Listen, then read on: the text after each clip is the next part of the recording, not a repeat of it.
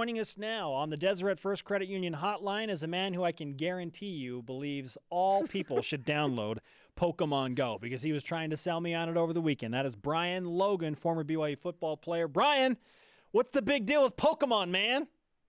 What's happening? Man, it's you know, as a child growing up and being obsessed with Pokemon, having the game, having the cards, anything and everything, the fact that you could have it as a real life experience, man, it's unbelievable, dude. It's so exciting, man. This is like, dude, I literally wake up every morning now and I put, Drake Forever on, just to get hyped up and that excited, man. It's just on repeat because I'm just ready to go, man. I want to catch them all. I'm gonna be a Pokemaster. I just want to dominate, man. Like it's game on. Brian, would you say that the Pokemon Go game has been life-changing? It has been life-changing, man. And this may sound bad, and I don't want this to come across this way, but it's because I love my family, I love my job, I love working with you guys, and I love my friends and all that good stuff, right? But this just sparked some just new life in me, man. Like it's like the scales are peeled back from my eyes and I can see again. It's amazing, dude. How do you get anything done in life? Well, so my strategy is, especially when I'm driving, right, because we don't want to crash. So I gave it to my son. I'm like, hey, Leighton, you got to catch Pokemon. So the more that you catch, the later you can stay up at night. I give you some ice cream if you catch some good ones. But it can be, man, it can get bad. So me and my wife, I think in my area, there's some pretty rare Pokemon. And my wife was driving. We were coming home, and I think I saw a Blastoise. I'm not 100% sure. I'm still a little bit rusty. And I was like, stop the car! Stop the car! And she was like, no way, I'm not stopping the car for some stupid Pokemon. And I was like, babe, I will get out of this car right now and do a James Bond roll to try to get this Pokemon. So she did a U-turn, and, it was gone. But, that's how serious it is, man. It's real. Oh, my goodness. It caused a car accident, a 15-car pileup at one point. Yeah. Is it a little bit out of control? It is, dude. You know why? I'm not going to lie. I caught me a Pokemon while I was driving. Brian! I was driving, but look, I was driving. It was late last night. It was probably like 11 o'clock at night. I was picking up my wife, and I was at a stop sign, and I saw a Pikachu. And come on, it's a Pikachu. It was 11 o'clock, stop sign. There was nobody around. It's added into it. It was Sunday night, right? We all know there's no traffic in Utah on Sundays. And so, yeah, I stayed a little bit. I did put my hazard lights on, though, at the stop sign. Oh, well, at least you were safe about it. And, yeah, I battled a little bit. So, yeah, so there's ways of doing it. Just driving with your head down, no, you are almost better off texting than playing Pokemon. 95% of the listeners that are over 30 years old are like, what is this language that is being spoken right now? So we're going to appeal to all BYU fans now and talk a little bit of football. We'll put Pokemon on the back burner. But because you played defensive back and you're passionate about the secondary for obvious reasons, this year's BYU secondary is rather intriguing. It's a mix of really top-tier talent coming out of high school, and you look at Troy Warner, and an experienced guy like Michael Davis, and then Micah Hanneman is making the transition back to safety, and you got Kai Nakua, the guy who led the nation in interceptions halfway through the season last year. They're all coming together, but it's a new defense. So what do you really anticipate from this type of BYU secondary? Oh, I would got to say for a lot more plays. I expect the guys to make a lot more plays than they did last year or just even under Coach Mendenhall. I think the reason why it's Bronco runs an NFL type defense. You hear guys that go to the NFL that played under Bronco and they say, the Raiders or the Redskins defense is way easier to understand. And so from what I heard, Broncos defense is even complicated at the NFL level, and those guys have been playing ball for years. And so when you try to implement that with kids that are still learning the game and trying to comprehend X's and O's now at this level, they play a little bit slower because they're thinking too much. And when you have a defense that is a little bit more dumbed down, where guys can react, they play faster because they don't have to think as much. And if you play faster, you always make more plays. And so that's what I would hope for, if it's that simplified for guys to be on their toes, think fast, and come up with some bigger plays. The Jim Thorpe Award watch list was released today. No BYU players were on it. That's handed out to the college football's best defensive back. Number one, does that surprise you that no Cougars were on the list? And then maybe second question would be, if somebody on BYU's roster deserved to be on there, who do you think it would be?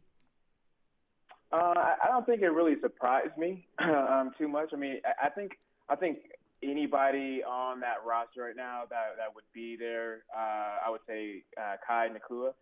Just because of what he did last year and kind of the splash he made. I mean, anytime you have an athlete like that can get interceptions and return them for touchdowns, you essentially have an offensive player on defense, which is just not fair.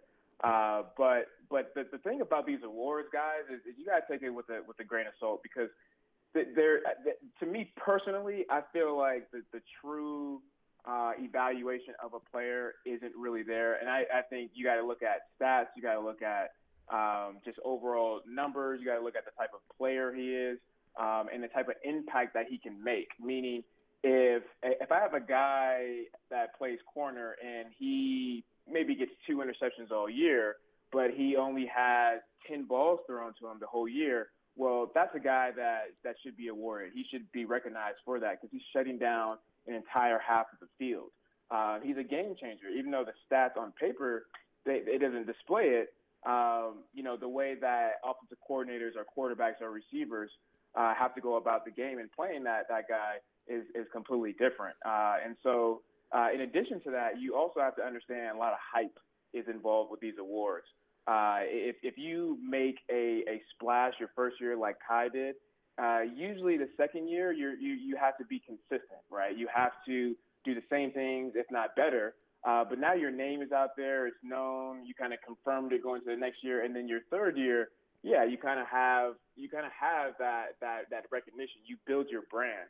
And so it's a lot harder for BYU players, I think, especially in the past. It's a little bit easier now with the ESPN deals and the exposure that these guys get. But you got to always understand that the BYU players, just athletes, period, have to go above and beyond to really get that recognition, just because of the brand name schools and players that they're going up against. Brian Logan with us on BYU Sports Nation, specifically talking about the BYU football defensive backfield. And there's been a lot of hype and buzz, understandably, for a guy like Troy Warner, the brother of Fred, who was initially committed to Oregon, and he's a huge recruit that decided to come and play with his brother at BYU. So that said, what are fair expectations for a guy like Troy Warner, given that he's coming with the hype of being a recruit that went to Oregon?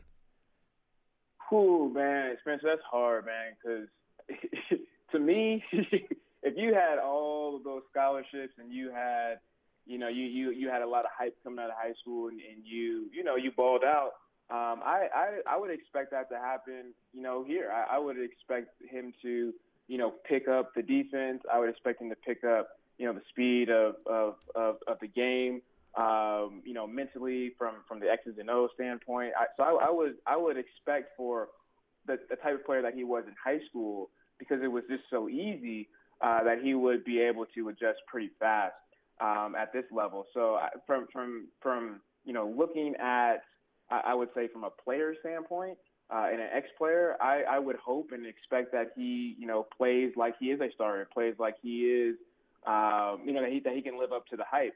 I think realistic expectations as an analyst is just really for him to get better. If he can come in and start, which looks like he has a pretty good chance of doing, he's going to make those mistakes. He's going to face top-tier talent for the first time in his life. He's always been the big guy on campus or in the conference, but now he's going to be thrown into a pool where everybody's good. So if we could see improvements from just tackling, the speed of the game, just the knowledge of the game, And you go from maybe giving up a couple catches to very few, to even getting some pass breakups, to even interceptions. I think if we could just see his progression throughout the year, I think that's the biggest thing that we can hope for as fans. It may be unfair to compare last year's defense to this year's defense simply because you're going to be implementing a new scheme. But how do you believe BYU's defense will be better this season compared to last year? I think they'll be better just because of the personnel that they have. When you look at a guy like Michael Davis, who he's not as strong, he's not as big, but extremely athletic, extremely talented. He's long, he's tall, fast, quick, all the above. That's a guy to me that is more suited for a man-based defense. Somebody that doesn't have to think, somebody that you could just say, hey, see that guy right there? You just guard him. Wherever he goes, you follow him. And his skill sets and his athletic ability allows him to be very successful in those situations. You look at times where he's made plays, they've been in man coverage, where BYU has ran the most man since for I think a while under Bronco Mendenhall. But I think when you move it to a defense like this, where it's less complicated, you don't have to go through so many checks and reads, and you don't have to rely on so many other people within the secondary, even your linebackers. You can kind of just go out there and do what you got to do. I think a lot more of those corners and those safeties are suited for this type of defense. Coach Mendenhall, they did a good job of recruiting these kids, but I think that with their skill set and their talent, it may not have been suited for a zone type of scheme like Coach Mendenhall. So I think that's why they'll be a lot better from just a one-on-one, athlete versus athlete, just being able to shut down a receiver or a whole side of the ball, for that reason. Brian Logan with us on BYU Sports Nation, discussing everything from Pokemon Go to the BYU secondary. Like a boss, man. Hey, great to talk to you. Yeah, you too, man. So, Spencer, did you not download the app? Did you not get it? I'm going to download it, Brian, solely for you. You didn't download it, dude? I will Come download on, it. You have convinced me. I am so disappointed in you, dude. So disappointed. If anybody sees Spencer walking around aimlessly the streets of Saratoga Springs, you'll know exactly what's going on. I'm just going to, before I leave, because I know I'm probably taking up a lot of time, I just want to give everybody a 10-second rule. That's the rule. That's the way to be safe. 10-second rule. Just count 10 seconds in your head, and then, boom, look up, then go right back down. You'll be good.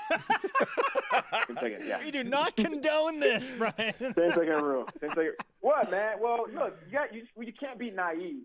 We know that the people are going to walk around with by their Brian head Logan down. tonight. We understand that, right? So let's just keep people safe. Let's keep people safe in the cars. Yes, you got it. All right, Brian, I'll download it for you, man. You'll be the first person to know when I do. Thanks, bro. You got it.